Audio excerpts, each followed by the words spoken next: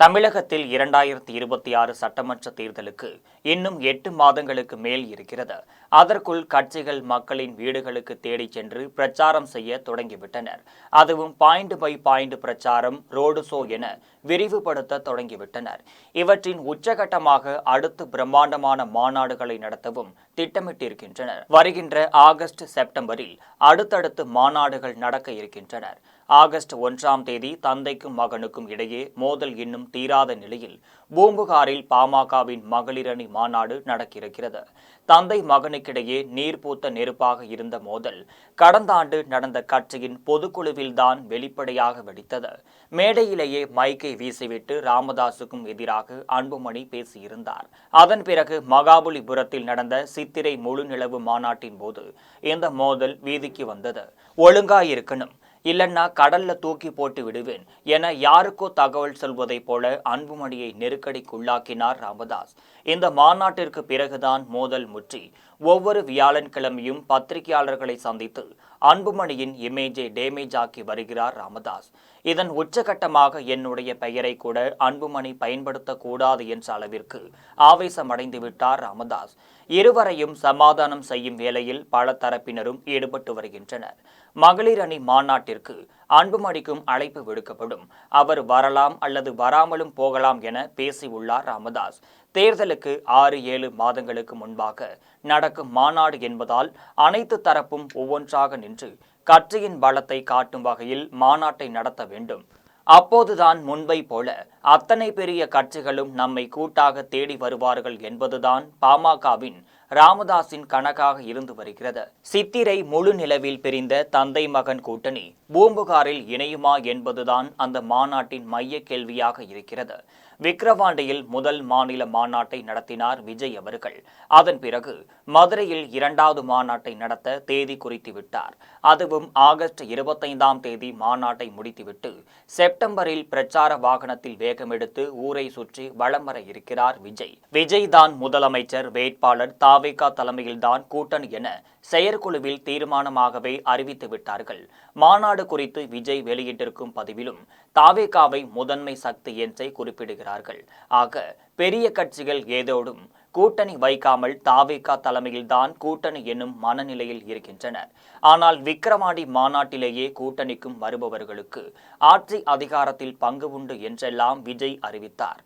அந்த நகர்வை சுய வர்ணிப்பு செய்திருந்தார். ஆனால் இந்த இடைப்பட்ட காலத்தில் எந்த கட்சியும் தாவேகாவை சீண்டவில்லை. அதே மாதிரி விஜய் தான் முதலமைச்சர் வேட்பாளர் என அறிவித்து விட்ட பிறகும் பாஜகவிற்கும் அதிமுகவிற்கும் விஜய்க்கு அழைப்பு விடுவதை இன்னும் நிறுத்தவில்லை.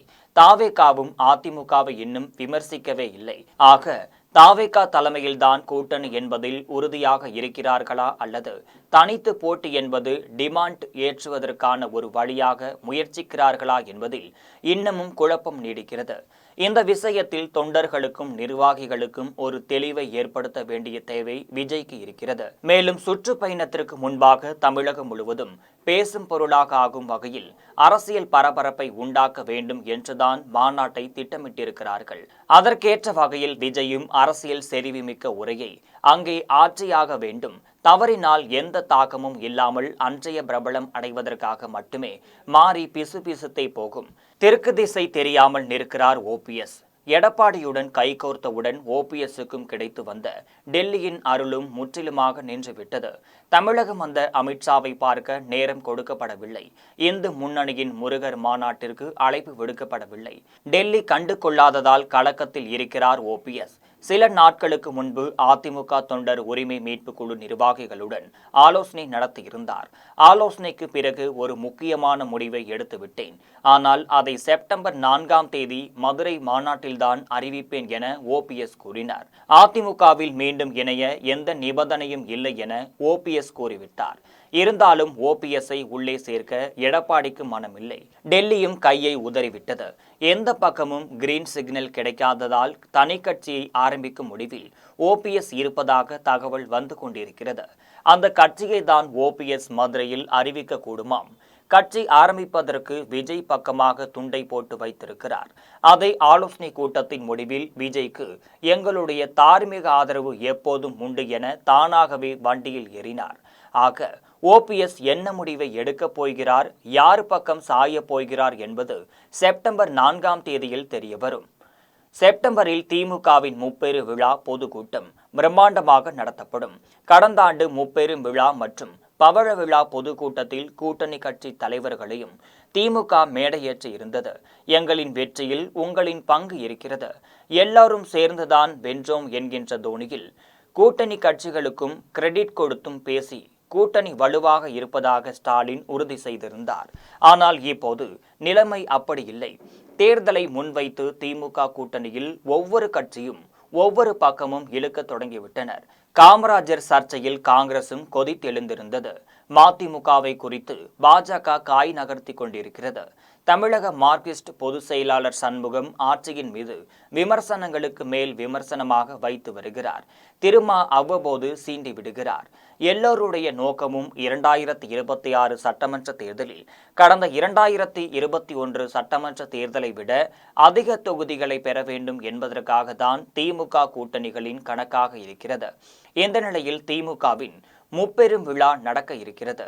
கூட்டணி கட்சி தலைவர்களை ஏற்றும் வகையில் பொதுக்கூட்டம் ஏற்பாடு செய்யப்படுமா எனில் கூட்டணி கட்சிக்குள் ஸ்டாலின் என்ன தகவல் சொல்ல போகிறார், கூட்டணி கட்சிகள் ஸ்டாலினுக்கு என்ன தகவலை கூறப் போகின்றனர் என்பதுதான் சுவாரஸ்யமாக இருக்க போகிறது. திமுக அதிமுக இரண்டு கட்சிகளுமே தேர்தலை முன்னிட்டு மிகப்பெரிய பிரம்மாண்டமான மாநாடுகளை மதுரை, திருச்சி, கோயம்புத்தூர் போன்ற முக்கிய மண்டலங்களில் நடத்த வாய்ப்பிருக்கிறது. விரைவில் அதற்கான அறிவிப்புகளும் வெளியாகும். அவ்வப்போதுதான் அரசியல் களம் சூடுபிடிக்க ஆரம்பிக்கிறது.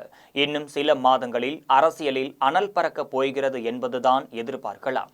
தமிழகத்தை பொறுத்தவரை தேர்தல் பிரச்சாரம் என்பது வாக்குப்பதிவுக்கு 2 மாதங்களுக்கு முன்புதான் ஆரம்பிக்கும். இப்படிதான் எம்ஜிஆர், ஜெயலலிதா, கருணாநிதி காலத்தில் இருந்தது. இப்போதுதான் 1 வருடத்திற்கு முன்பே துவங்கி இருக்கிறது. பிரச்சாரத்தை முன்பே துவங்கினாலும் ஓட்டுப்பதிவுக்கான 2 வாரங்களுக்கு முன்பு என்ன எரிகிறதோ அதுதான் கட்சிக்குள் வாக்குகளாக கிடைக்கும். இப்போது செய்யும் பிரச்சாரம் எல்லாம் முற்றிலும் வேஸ்ட்.